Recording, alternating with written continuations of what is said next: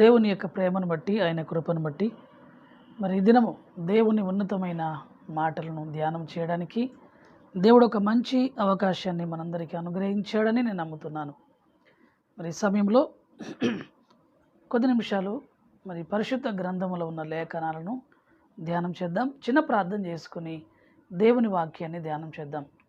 సర్వశక్తిమంతుడా, సర్వోన్నతుడా, మా కన్న తండ్రి, నీ ప్రేమ గొప్పది నాయన, మీ దయ గొప్పది.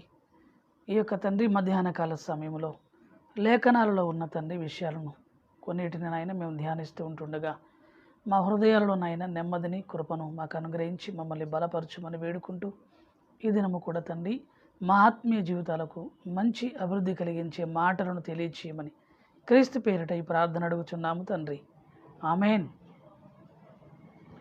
ప్రేమైన దేవుని వారలారా, దేవుడు పరిశుద్ధ గ్రంథములో ఎన్నో విషయాలను మన కొరకు వ్రాయించాడు. అందులో వ్యక్తుల జీవితాలు ఉన్నాయి, అదేవిధంగా దేశాల చరిత్ర ఉంది, దేవుని కొరకు బ్రతికిన వారి యొక్క బ్రతుకు జీవితాలు ఉన్నాయి. ఆ తర్వాత దేవుని మాట వినకపోవడం వలన వారి జీవితానికి జరిగిన నష్టాన్ని గురించి కూడా ఉంది ప్రేమైన వారలారా. కాబట్టి ప్రతి విషయాన్ని కూడా దేవుడు తన గ్రంథములో ఎందుకు వ్రాయించాడు అంటే మనకొక పాఠంగా అవి ఉండడానికి, ఈ తరములో ఉన్న మనకు గుణపాఠము కలగడానికి, మన జీవితాలను మనమైనా సరిదిద్దుకొని అలాంటి నష్టాలలోకి లేదా అలాంటి శిక్షలోకి మనం వెళ్ళకూడదని దేవుని యొక్క ఆలోచన ప్రేమన వారలారా. కాబట్టి మీరు బాగా ఆలోచించండి. పరిశుద్ధ గ్రంథములో ఉన్న చరిత్ర కావచ్చు, ఏమండి, పరిశుద్ధ గ్రంథములో వ్యక్తుల జీవితాలు కావచ్చు, ఇవన్నీ కూడా మన ఆత్మీయ జీవితంలో మనకు ఒక పాఠం అని మనం గుర్తించాలి. ఈరోజు మనము ఇశ్రాయేలు రాజ్యము విభజింపబడిన తర్వాత యూదా రాజ్యముగా, ఇశ్రాయేలు రాజ్యముగా పిలువబడింది. యూదా రాజ్యము, ఇశ్రాయేలు రాజ్యం 2.5 గోత్రాలు యూదా రాజ్యం అయితే 9.5 గోత్రాలు ఇశ్రాయేలుల రాజ్యము ప్రియులారా. కాబట్టి దేవుడు తన ప్రజలైన వారిని రాజుగా ఉండి నడిపించాలి అనుకున్నప్పుడు, ప్రారంభంలో ఐక్యరాజ్యంగా ఉన్నప్పుడే, ఇశ్రాయేలులకు దేవుడే రాజుగా ఉన్నప్పుడు, మాకు అన్యజనులు ఎలాగైతే రాజును పెట్టుకున్నారో మాకు రాజు కావాలి అన్నప్పుడు సమూయేలు గారి ద్వారా మరి మొదటి రాజు సౌలును మరి ఇశ్రాయేలులకు రాజుగా పెట్టడం జరిగింది ఐక్యరాజ్యంలో. సొలొమోను గారి తర్వాత రాజ్యము విభజింపబడింది, 2 భాగాలుగా చీలిపోయింది. యూదా రాజ్యాన్ని పరిపాలిస్తున్న రాజులు ఉన్నారు ప్రేమైన వర్లారా. ఆ యూదా రాజ్యాన్ని పరిపాలిస్తున్న రాజులలో ఒక రాజు ఉజ్జియా అనే ఒక రాజు ఉన్నాడు. ఉజ్జియా, ఇతని గురించి కొన్ని విషయాలు మనము పరిశుద్ధ గ్రంథములోకి వెళ్ళి ధ్యానం చేయగలిగితే, ఈ ఉజ్జియా రాజును గురించి దినవృత్తాంతములు 2వ గ్రంథం 26వ అధ్యాయం, దినవృత్తాంతములు 2వ గ్రంథం 26వ అధ్యాయము 26వ అధ్యాయము మొదటి వచనము నుంచి మనం ఆలోచించగలిగితే, అంతటా యూదా జనులందరూ 16 ఏండ్ల వాడైన ఉజ్జియాను తీసుకొని అతని తండ్రి అయిన అమజ్యాకు బదులుగా రాజుగా నియమించిరి అని రాయబడింది. అమజ్యాకు బదులుగా. ప్రేమైన వారలారా, ఉజ్జియా యొక్క నాన్నగారు అమజ్యా. అతడు కూడా కొంతకాలము దేవుని దృష్టికి యథార్థంగా బ్రతికి, యథార్థంగా జీవించి, దేవుని యొక్క మరి చిత్తాన్ని జరిగించిన వాడుగా కొంతకాలము కొనసాగాడు. ముగింపు కాలంలో మరి దేవునికి కొంత నష్టాన్ని లేక దేవునికి కోపాన్ని, దేవుని మాట వినకుండా నష్టపోయిన సందర్భాలు చరిత్రలో మనం చూస్తున్నాం. ఇక అతని తర్వాత అతని కుమారుడైన ఉజ్జియా యూదా రాజ్యాన్ని పరిపాలించడానికి ప్రజలందరూ అతన్ని ఎన్నుకున్నారు. ఇతడు రాజ్యములోకి వచ్చినప్పుడు, ఇతడు రాజుగా మరి పట్టాభిషేకం పొందినప్పుడు ఇతని వయసు 16 సంవత్సరాలు. ఈ ఉజ్జియా గారి వయసు 16 సంవత్సరాలు. 16 సంవత్సరాల కాలంలోనే తన యొక్క తండ్రి రాజ్యాన్ని తను మరి పరిపాలించవలసిన అవసరత ఏర్పడింది. ఇంచుమించు ఇతడు 16 సంవత్సరంలో వయసులో యూదా రాజ్యానికి రాజుగా అయిన తర్వాత యెరూషలేములో అతడు 52 సంవత్సరాలు పరిపాలించాడు. 52 సంవత్సరాలు. 3వ వచనమును మనం చూడగలిగితే ఉజ్జియా ఏలనారంభించినప్పుడు 16 ఏళ్ల వాడై యెరూషలేములో 52 సంవత్సరములు ఏలెను. చిన్న వయసులోనే రాజ్యానికి వచ్చాడు. ఆ చిన్న వయసులో మరి కొంత తెలిసి తెలియని జ్ఞానం, తొందరపాటుతనం, సొంత నిర్ణయాలు తీసుకునే ఆలోచన ఎక్కువగా ఉంటుంది ప్రేమన వాళ్ళరా. ఆ వయసులో మరి రాజుగా అతడు పట్టాభిషేకం చేయబడడం అతడు పరిపాలన కొనసాగిస్తున్నాడు. ప్రారంభంలో అతని జీవితం దేవునికి దగ్గరగా, దేవుని దృష్టికి యథార్థంగానే కనబడింది. 52 సంవత్సరాలు పరిపాలించాడంటే పర్వాలేదు, బాగానే దేవునిలో ఉన్నాడు, బాగానే పరిపాలన చేశాడు, దేవుని దృష్టికి యథార్థంగా తన జీవితాన్ని కొనసాగించుకున్నాడని మనం అర్థం చేసుకోవాలి. 52 సంవత్సరాలు అంటే చాలా సంవత్సరాలు దేవునిలో చక్కగా ఆత్మీయంగా ఉన్నాడు ప్రేమన వర్లరా. మీరు చూడగలిగితే అతని తల్లి యెరూషలేము కాపురస్తురాలు, ఆమె పేరు యెకోల్యా. ఇక ఈ ఉజ్జియా అనే పేరుకు అర్థం ఏంటంటే, ఉజ్జియా అంటే యెహోవా నా బలం. ఈ పేరులోనే ఉన్న అర్థం ఏంటంటే దేవుడే నా బలం, దేవుడే నాకు బలము. చిన్న వయసులో రాజ్యానికి వచ్చినప్పటికీ తన తండ్రి పెట్టిన పేరుకున్న ఆ మంచి భావాన్ని మనం చూడగలిగితే, దేవుడే నా బలము అనే అంత గొప్పగా, దేవుడే నాకు ఆధారము అనే అంత గొప్పగా ప్రారంభంలో ఉజ్జియా దేవుని కొరకు మరి ఆత్మీయంగా నిలబడి దేవుని కొరకు ఎన్నో కార్యక్రమాలను చేశాడు. మీరు ఇంకా చూడగలిగితే అతని తల్లి యెరూషలేము కాపురస్తురాలు. యూదా రాజుల్లో కూడా కొంతమంది అన్య స్త్రీలను వివాహం చేసుకోవడం వలన వారి సంతానములో ఉన్న చాలామంది పిల్లలు దేవుని అంటే యెహోవాను, దేవుని యొక్క ఆ గొప్పతనాన్ని, ఆ దేవుని యొక్క భక్తిలో వాళ్ళు ఉండలేకపోయారు ప్రియులారా. ఇక ఆ స్త్రీలు కూడా నష్టాన్ని తీసుకొచ్చారు కొంత. ఈమె యెరూషలేము కాపురస్తురాలంటే ఈమె ఒక యూదురాలి కడుపున పుట్టాడు గనక దేవుడంటే భయము, భక్తి కలిగిన వ్యక్తిగా తన తల్లి ఉంది. కాబట్టి తన కుమారుణ్ణి ప్రారంభంలో దేవుని యందు భక్తి కలిగిన వాడిగా పెంచి ఉండాలి. లేదంటే దేవుని ఎడల యథార్థ హృదయము కలిగి ఎలా ఉండగలడు? 16 సంవత్సరములో రాజ్యానికి వచ్చాడు. తల్లి యొక్క మరి బోధన, తల్లి నేర్పించిన దేవుని ఎడల భయభక్తులు అతడు నేర్చుకొని ఉండాలి. దేవాలయానికి వెళ్ళడం, దేవుని సన్నిధిలో దేవుని మాటలు వినడం, దేవుని కార్యక్రమాలను చూడడం, ఇంకా చాలా విషయాలను అతడు తెలుసుకోవడం అనేది తల్లి ద్వారా. ఎందుకంటే ప్రాథమిక గురువు ఎవరు? పిల్లలకు తల్లి ద్వారా అతను నేర్చుకొని ఉండాలి ప్రేమన వర్లారా. అతని తల్లి యెరూషలేము కాపురస్తురాలు, భక్తి కలిగిన తల్లి కాబట్టి తన కుమారుని కొంచెం భక్తిలో పెంచగలిగింది. ఆమె పేరు యెకోల్యా. యెకోల్యా అనే పేరుకు అర్థం ఏంటంటే యెహోవాకు విజయము, యెహోవాకే జయము కలుగునుగాక అని అర్థం. తల్లి కూడా మరి తనకు పెట్టబడిన పేరును ఆలోచించగలిగితే యెహోవాకే జయం, యెహోవాకు జయం. ఆ మాటలు, ఆ యొక్క భావాన్ని మనం అర్థం చేసుకుంటున్నప్పుడు పేర్లు ఎంత బాగున్నాయి, చాలా బాగున్నాయి ప్రేమన వర్లారా. దేవుని కొరకు బ్రతుకుతున్న బిడ్డల యొక్క పేర్లు దేవునికి మహిమ తీసుకొచ్చేంత గొప్పగా ఉండాలి పేర్లు. అలా ఉండాలి. ఈ యెకోల్యా తన కుమారుని భక్తులు పెంచగలిగింది. ఆ తర్వాత 5వ వచనంలో మీరు చూడండి, 4వ వచనంలో చూడగలిగితే, అతడు తన తండ్రి అయిన అమజ్యా చర్య అంతటి ప్రకారము యెహోవా దృష్టికి యథార్థముగా నడిచెను. దేవుని దృష్టికి అతడు యథార్థంగా జీవించాడు ప్రేమన వారలారా.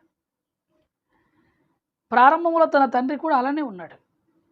యెహోవా దృష్టికి యథార్థముగా అతడు నడుచుకొనెను అని రాయబడింది.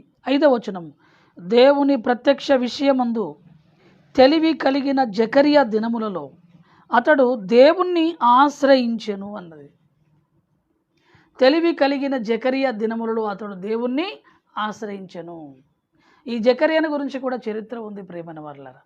అతడు ఒక యాజకుడు, దేవుని యొక్క యాజకుని కుమారుడు. ప్రేమన వర్లారా. ఒక ప్రవక్త, ఒక యాజకుడు ఎప్పుడు కూడా దేవుని గురించి, దేవుని మాటల గురించి ప్రకటించేవారుగా ఉండాలి. అలాంటి కార్యక్రమాలను వాళ్ళు ఉంటారు. ఇదిగో ఆ కాలంలో అంటే చిన్నతనంలోనే బాల్య దశను నుంచే ఇతడు దేవుణ్ణి ఆశ్రయించి దేవుని ఎడల భయభక్తులు కలిగి పెరిగిన వ్యక్తిగా ఉన్నాడు.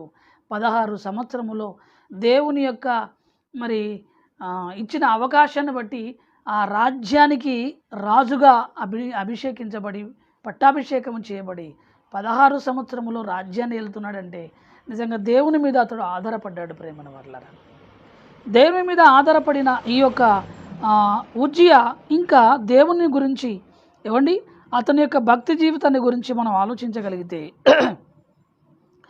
అతడు యెహోవాను ఆశ్రయించినంత కాలము దేవుడు అతన్ని వర్ధిల్ల చేసెను అని రాయబడింది. అతడు యెహోవాను ఆశ్రయించినంత కాలము దేవుడు అతన్ని వర్ధిల్ల చేసెను. ఆలోచించండి ప్రేమైన వారలారా. 35 సంవత్సరాల వరకు మంచి పరిపాలన చేశాడు. 30 నుంచి 33 సంవత్సరాల వరకు దేవునికి ఇష్టంగా అతడు యథార్థంగా జీవించి దేవునికి నచ్చిన పరిపాలన చేశాడు. ఇక్కడ రాయబడింది అతడు యెహోవాను ఆశ్రయించినంత కాలము. అంటే అర్థం ఏంటి? ఆశ్రయించని కాలం కూడా ఉంది, దేవుణ్ణి ఆశ్రయించని రోజులు కూడా కొన్ని ఉన్నాయి అని అర్థం. అతని జీవితంలో దేవుణ్ణి సహాయాన్ని కోరుకున్నంత కాలము, దేవుని మీద ఆధారపడినంత కాలము, దేవుణ్ణి ఆశ్రయించినంత కాలము, కష్టములో, ఇబ్బందులలో, సమస్యలలో, ఏమంటే రాజ్య పరిపాలనలో, యుద్ధానికి వెళ్ళే సమయంలో, అన్ని పరిస్థితుల్లో దేవుణ్ణి అతడు ఎప్పుడు ఆశ్రయించినా అతడు దేవుణ్ణి ఆశ్రయించినంత కాలము ఏమి జరిగిందంటే ప్రియులారా, అతడు జయము పొందుతూ వర్ధిల్లుతూ వచ్చాడు. అతడు వర్ధిల్ల చేసిండట. దేవుడు తన దగ్గరికి వచ్చేవారిని ఎప్పుడు త్రోసివేయడు ప్రియులారా. ఉజ్జియా జీవితంలో కూడా మనం చూడగలిగితే ప్రారంభంలో దేవుడు అతన్ని ఆశ్రయించి బ్రతికి జీవించి పరిపాలన చేసిన కాలమంతా కూడా దేవుడు అతన్ని గొప్పగా వర్ధిల్ల చేశాడు. చాలా గొప్పగా వర్ధిల్ల చేశాడు. ఎంత గొప్పగా వర్ధిల్ల చేశాడు చూడండి. ఏమండి 5వ వచనములో అతడు బయలుదేరి ఫిలిస్తీన్లతో యుద్ధం చేసి గాతు ప్రాకారమును, యబ్నే ప్రాకారములను, అష్టోదు ప్రాకారమును పడగొట్టి అష్టోదు దేశములోని ఫిలిస్తీన్ల ప్రదేశములలోను కాపురం ప్రాకారములను కట్టించెను. ఏదైతే కోల్పోయారో తన తండ్రి కాలములో తిరిగి మళ్ళీ కొంత ఫిలిస్తీన్ల భాగాన్ని కూడా ఆక్రమించుకొని యుద్ధములో వారిపై జయం పొంది, ఎందుకంటే దేవుణ్ణి ఆశ్రయించి దేవుని మీద ఆధారపడి బ్రతుకుతున్నాడు కనుక శత్రువులను కూడా గెలిచే గొప్ప జయాన్ని, బలాన్ని, విజయాన్ని దేవుడు ఉజ్జియాకి ఇచ్చాడు ప్రియులారా. మరి ఈ గొప్ప విజయము, ఈ గొప్ప ఆశీర్వాదము, ఈ గొప్ప ఆర్థికపరమైన దీవెన, ఈ గొప్ప స్థితి ఎక్కడి నుంచి వచ్చిందంటే దేవుని వలన కలిగింది. దేవుణ్ణి అతడు ఆశ్రయించి బ్రతుకుతున్నాడు గనక, దేవుని మీద ఆధారపడి పరిపాలన చేస్తున్నాడు గనక అన్ని విషయాలలో దేవుడు అతన్ని వర్ధిల్ల చేశాడు. ప్రియమైన వర్లారా, అన్ని విషయంలో దేవుడు అతన్ని వర్ధిల్ల చేశాడు. ఆ తర్వాత ఇంకా చూడగలిగితే 8వ వచనములో అమ్మోనీయులు ఉజ్జియాకు పన్నిచ్చువారైరి, అతడు అధికముగా బలాభివృద్ధి పొందెను గనుక అతని కీర్తి ఐగుప్తు మార్గ ప్రదేశములన్నిటను వ్యాపించెను. ఐగుప్తు ప్రాంతంలో ఉంటున్న ఆ మార్గంలో ఉంటున్న ప్రదేశాలలో ఉన్న ప్రాంతాలన్నింటికి ఉజ్జియా యొక్క గొప్పతనము వ్యాపించింది. ఈ కీర్తి, ఈ అభివృద్ధి, ఈ ఆశీర్వాదం అంతా కూడా దేవుని వలన వచ్చింది. మరి దేవుడు ఎలా ఇచ్చాడు అంటే దేవుణ్ణి అతడు ఆశ్రయించాడు, దేవుని మీద ఆధారపడ్డాడు, దేవుని సహాయాన్ని కోరుకున్నాడు కనుక ఆ గొప్ప స్థితి ఉజ్జియాకు కలిగింది. ప్రేమన వల్ల అంటే దేవుని ఆశ్రయించిన వానికి దేవుడు ఎప్పుడు అన్యాయం చేయడు, దేవుణ్ణి ఆశ్రయించిన వారికి దేవుడు ఎప్పుడు నష్టం చేయడు. మనమేం చేస్తామంటే ఏదో మనకు అవసరం వచ్చినప్పుడు దేవుని అనుకుంటాము. ప్రియులారా, అవసరం వచ్చినప్పుడు కాదు, అన్ని పరిస్థితుల్లో కూడా దేవుని మీద ఆధారపడే స్థితి మనకు ఉండాలి. ఉజ్జియా దేవుణ్ణి ఆశ్రయించినంత కాలము దేవుడు అతనికి గొప్ప విజయాన్ని ఇచ్చాడు, అభివృద్ధి కలిగించాడు. అతని కీర్తి లేక అతని గురించి అనేక ప్రదేశాలకు తెలియజేశాడు. ఉజ్జియా గొప్ప రాజు, దేవుని ఆశీర్వాదం పొందుకున్న రాజని అతని గురించి అనేక ప్రాంతాలకు దేవుడు అతని కీర్తిని మరి ప్రఖ్యాతిని తెలియజేశాడు. ప్రియమైన వారలారా, 9వ వచనములో మీరు చూడండి. 9వ వచనములో ఉజ్జియా యెరూషలేములో మూల గుమ్మమును, దుర్గమును, పల్లపు స్థలమును, గుమ్మపు దగ్గర ప్రాకారపు మూల దగ్గరను దుర్గములను కట్టించి గుమ్మములను దిట్టపరచెను. ఇదియుగాక అని కింద కూడా చాలా విషయాలు ఉన్నాయి చూడండి. షెఫెలా ప్రదేశములోను మైదాన ప్రదేశములలోను అతనికి విస్తారమైన పశువులుండగా అతడు అరణ్యములో దుర్గములు కట్టించి అనేకమైన బావులను త్రవ్వించెను. ఎంత గొప్పగా వర్ధిల్లాడు, ఎంత గొప్పగా వర్ధిల్లాడు. పశువులు అనేక మందలు ఉన్నాయి, వందల వందల వందల పశువులు మందలుగా ఉన్నాయి. అందుకే దుర్గాలు కట్టించాడట, కోటలు కట్టించేసి ఆ అడవిలోనే పశువులను మరి పెంపకాన్ని పోషించినవాడు. పశువుల పెంపకాన్ని ప్రోత్సాహపరిచి, ఎందుకంటే పాలు, నెయ్యి ఇవన్నీ కావాలి కదా, ఇవన్నీ కావాలి అంటే పెరుగు, ఇవన్నీ కావాలంటే మరి పశువులు ఉండాలి. అందుకే పశువుల పెంపకాన్ని ప్రోత్సాహపరిచిన వ్యక్తి, వాటి కోసం ప్రత్యేకంగా శ్రద్ధ తీసుకున్న వ్యక్తిగా ఈ ఉజ్జియా రాజు మనకు కనబడతాడు. ప్రియమైన వారలారా, అంతేనా? అంతేకాదు, ఇంకా చూడండి, అతడు వ్యవసాయం విషయంలో చాలా శ్రద్ధ చూపాడట. అనేకమైన బావులు త్రవ్వించెను. వ్యవసాయమందు అతడు ఆపేక్ష గలవాడు గనుక పర్వతములలోను కర్మేలులోను అతనికి వ్యవసాయకులు ద్రాక్ష తోట పనివారు కలిగి ఉండిరి. ఇటు పశువుల మందలను, ఆ తర్వాత ఇటు వ్యవసాయపు పని విషయంలో అతడు ఎంతో ఆసక్తి కలిగి ఉన్నాడు, ఎంతో ఆసక్తి. ఆలోచించండి ప్రియమైన వారలారా, దేవుని ఆశ్రయించాడు కనుక వ్యవసాయపు పనిలో దీవించబడ్డాడు. పశువుల మందలలో కూడా దేవుడు అతన్ని దీవించాడు. శత్రువులపై విజయాన్ని ఇచ్చాడు. దేశం అభివృద్ధి చేశాడు. దేవాలయాన్ని మరి దాన్ని పునర్నిర్మాణం చేశాడు. పునర్నిర్మాణం అనగా రిపేర్ చేశాడు. దేవాలయ పనులు రిపేర్ చేయించాడు. అంటే దేవుని మీద భక్తి ఉన్నది కనుక ఇటు దేవాలయపు పనులు, దేవుని కార్యక్రమాలు, అటు ప్రజల యొక్క మేలు, ఇటు దేశక్షేమము, ఇటు దేశ ప్రజల యొక్క పోషణ, అభివృద్ధి, ఏమండి, ఆ తర్వాత వ్యవసాయానికి సంబంధించి ప్రజలకు కావలసిన ఆహార విషయంలో ఎన్ని విషయాలను ఆలోచించాడు. దేవుడు అతన్ని వర్ధిల్ల చేశాడు కనుక అతడు అన్ని విషయాలలో గొప్పవాడయ్యాడు, వర్ధిల్లాడు, దీవించాడు. ప్రేమల దేవుడు దీవించబడ్డాడు. ఈ గొప్ప స్థితి ఉజ్జియా జీవితంలోకి రావడానికి, ఉజ్జియా కలిగి ఉండడానికి కారణం ఏంటంటే అతడు దేవుణ్ణి ఆశ్రయించాడు కనుక.